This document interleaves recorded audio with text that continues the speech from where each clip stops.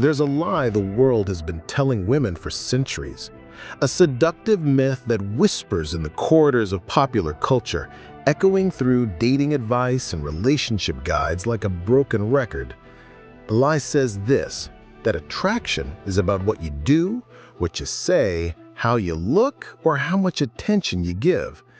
But what if I told you that the most magnetically attractive women throughout history, the ones who commanded kingdoms, inspired poetry, and left entire civilizations spellbound, understood something far deeper? Something that Carl Jung, the pioneering psychologist who mapped the depths of the human psyche, spent his lifetime studying. Jung once observed, "Your vision becomes clear when you look into your heart. Who looks outside dreams, who looks inside awakens." And in this awakening lies the secret that unbothered women have always known. True magnetism isn't performed, it's embodied from the depths of one's authentic being. Today we dive into the psychological alchemy that transforms an ordinary woman into an unforgettable force of nature. We'll explore 10 profound truths that Jung's work reveals about feminine power, truths that have nothing to do with games, strategies, or manipulation, and everything to do with the mysterious depths of psychic energy that flows from a woman who has made peace with her wholeness. This isn't about becoming cold or distant. This is about becoming so deeply rooted in your own soil that others can't help but be drawn to the garden of your being. So, let's begin this journey into the shadows and light of authentic feminine magnetism. Rule 1. The Law of Psychic Wholeness. The meeting of two personalities is like the contact of two chemical substances. If there is any reaction, both are transformed. Jung understood that attraction isn't about lacking something that another person can fill. It's about being so complete within yourself that your very presence becomes transformative. The unbothered woman has done her shadow work. She has descended into the depths of her unconscious, faced her demons, and integrated her rejected aspects. This isn't about perfection. It's about psychological integration. When a woman stops running from her darkness, she gains access to her full spectrum of power. Neuroscience confirms what Jung intuited. People are drawn to those who emit coherent energy. When your inner world is aligned, your nervous system communicates safety and authenticity to others on a subconscious level. You become a sanctuary in a world of chaos. Rule 2. The Principle of Energetic Sovereignty. Jung spoke of libido not merely as sexual energy, but as the vital life force that animates all human experience. The unbothered woman is the sovereign ruler of her own energetic kingdom. She doesn't leak her power through desperate attempts to control outcomes or manipulate responses. Consider the woman who enters a room and doesn't immediately scan for validation or approval. Her attention is her own to give or withhold. This isn't indifference. It's the conscious choice of where to invest her precious life force. When you stop bleeding energy through anxiety, people-pleasing, or emotional reactivity, you become a concentrated source of power. Others sense this containment and are mysteriously drawn to it, like metal filings to a magnet. Rule 3. The Archetype of the Self-Possessed Goddess. Every unbothered woman carries within her the archetype of the goddess. Not the needy, attention-seeking false goddess of social media, but the ancient feminine power that Jung called the anima in its most evolved form. She is connected to something larger than the temporal dramas of human interaction. Jung noted, "The privilege of a lifetime is to become who you truly are." The goddess archetype represents a woman who has claimed her birthright of self-possession. She moves through the world as if she belongs everywhere she goes, because she belongs first and foremost to herself. This isn't arrogance, it's recognition of her inherent divinity. When a woman embodies this archetype, she doesn't chase or pursue. She attracts through the gravitational pull of her own authenticity. Rule 4. The mystery of psychological absence. The creation of something new is not accomplished by the intellect, but by the play instinct, acting from inner necessity. Jung understood that mystery is magnetic. The unbothered woman knows that her full self doesn't need to be immediately accessible to everyone.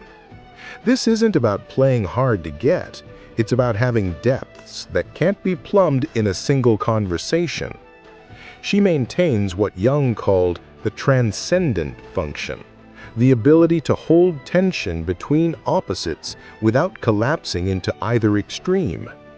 She can be present without being available, warm without being familiar, interested without being invested. Pause. This psychological complexity creates what researchers call the intermittent reinforcement effect. People become more drawn to those who remain partly unknowable. Rule 5. The shadow integration paradox. Jung famously said, "One does not become enlightened by imagining figures of light, but by making the darkness conscious."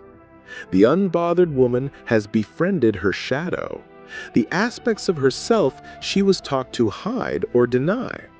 She has owned her anger, her sexuality, her ambition, her wildness.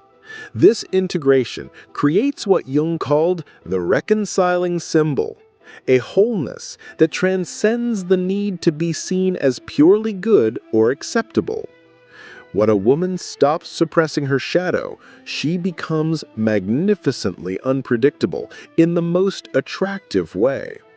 She might surprise you with unexpected depths, hidden talents, or fierce boundaries. This psychological completeness is incredibly magnetic because it promises an authentic encounter rather than a performance. Rule 6. The sanctuary of inner solitude. The most terrifying thing is to accept oneself completely, Jung observed. The unbothered woman has created such a rich inner landscape that solitude becomes sanctuary rather than exile. She doesn't need company to feel complete. She chooses it when it enhances rather than fills her. This relationship with solitude creates what psychologists call secure attachment with self. Others sense that she won't collapse without their attention, won't become bitter without their love, won't lose herself in their opinions. This security is profoundly attractive because it promises that any relationship with her will be a choice, not a need. She has learned the difference between loneliness and aloneness. Loneliness is a wound. Aloneness is a sanctuary. When you're comfortable in your own company, others become curious about what makes that company so pleasant. Rule 7. The alchemy of emotional transmutation. Jung was deeply influenced by alchemy, seeing it as a metaphor for psychological transformation. The unbothered woman is an alchemist of emotion. She transforms the base metals of reactive feeling into the gold of conscious response. She doesn't suppress her emotions, but she doesn't let them possess her either. When someone disappoints her, she doesn't collapse into devastation or explode into rage. She feels the feeling, learns from it, and responds from a place of centered power. This emotional sovereignty is magnetic because it creates safety. People know that while she feels deeply, she won't make her feelings their responsibility. Her emotional world has boundaries, and those boundaries create the container within which intimacy can safely grow. The eighth law, the paradox of indifferent love. One of Jung's most profound insights concerned the necessity of holding paradox without resolution. The unbothered woman embodies what seems impossible. She loves deeply while remaining unattached to outcomes. She cares profoundly while accepting whatever emerges or dissolves. The privilege of a lifetime is to become who you truly are.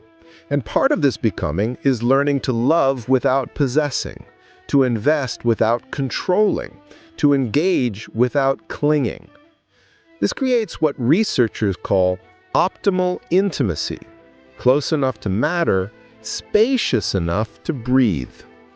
This paradox is perhaps the most magnetic quality of all. People feel both completely seen and completely free in her presence. They sense that her love is not conditional upon their performance or permanence, and this unconditional acceptance creates the safest space for authentic connection to unfold. The ninth law, the authority of conscious boundaries. Everything that irritates us about others can lead us to an understanding of ourselves, Jung wrote.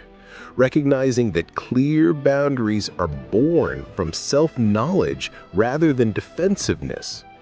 The unbothered woman knows where she ends and others begin, not from fear, but from profound self-respect. Her boundaries are not walls built from trauma, but conscious choices made from wisdom. She can say no without explanation, yes without reservation, and maybe without apology. This clarity is magnetically attractive because it eliminates the exhausting guesswork that characterizes most human interactions. When a woman's boundaries are clean and clear, others can relax completely in her presence. They know she will communicate her needs directly rather than through passive-aggressive hints or emotional manipulation. This psychological safety creates the foundation upon which all meaningful attraction is built. The 10th law, the magnetism of sacred purpose. Jung's concept of individuation, becoming who we truly are, culminates in the discovery of what he called our personal myth. The unbothered woman has found her sacred purpose, the thread that connects her individual existence to the greater tapestry of meaning. She might be an artist channeling beauty into form, a healer transmuting pain into wisdom, a mother nurturing the next generation, or a leader blazing trails for others to follow. Whatever her path, she walks it with the dedication of someone who knows she is serving something larger than her personal desires for romantic validation. This connection to purpose creates what Jung termed meaningful coincidence or synchronicity. Her life has a quality of destiny about it, and people are naturally drawn to participate in that unfolding story. She doesn't need others to complete her narrative. She invites them to share in its magnificent becoming. These 10 sacred laws are not rules to follow, but principles to embody. Not strategies to attract others, but pathways to attract your most authentic self back home to your own soul. Jung understood that individuation, the journey towards psychological wholeness, is the most magnetic force in the universe. When a woman stops betraying herself for approval, stops abandoning herself to avoid rejection, stops dimming her light to seem acceptable. She becomes what she was always meant to be, a force of nature, temporarily housed in human form. The unbothered woman does not need to convince anyone of her worth because she has stopped negotiating her value with a world that never had the authority to determine it. She does not need to prove her desirability because she has cultivated such an intoxicating relationship with her own soul that external validation becomes optional rather than essential. This is the great alchemy Jung spoke of throughout his life. The transformation of the lead of insecurity into the gold of self-possession. The transmutation of the base metals of neediness into the precious substance of wholeness. It is not about becoming untouchable or invulnerable. It is about becoming so deeply rooted in your own truth that you can weather any storm without losing yourself in its chaos. Remember this eternal truth. Desire is the soul's recognition of wholeness in another. When you embody these principles, you do not attract through lack or neediness. You attract through the magnetic pull of completeness meeting completeness, depth calling to depth, truth recognizing and celebrating itself in two forms. This is the secret the unbothered woman carries in her bones. Love is not about completing each other. It is about consciousness celebrating itself through the dance of two whole beings choosing to intertwine their destinies while remaining sovereignly themselves. She knows that the most profound connections are not born from desperation or strategy, but from the mysterious alchemy that occurs when two people who are complete within themselves choose to create something greater than the sum of their individual wholeness. If this exploration into the depths of authentic feminine magnetism has awakened something ancient and true within your soul, if you feel the call to begin your own journey toward psychological wholeness and unbothered magnetism, then join our sacred community of seekers, alchemists, and truth-tellers. Subscribe to continue this descent into the mysteries of the psyche. Like this video if it illuminated shadowy territories within you that you're ready to explore. Share it with the women in your life who are tired of performing and ready to start being. And tell us in the comments which of these 10 sacred laws resonates most deeply with your own journey toward becoming magnificently, unapologetically unbothered. Remember, beautiful soul, you were not born to be ordinary. You were not created to beg for attention, compete for affection, or perform for validation. You were born to be a walking reminder of what wholeness looks like, a living testament to the magnetic power of a woman who knows herself completely and loves what she finds there. The world is waiting for the gift of your authentic presence, not the version you think it wants to see, but the truth of who you are when you stop performing and start being the magnificent force of nature you were always meant to be.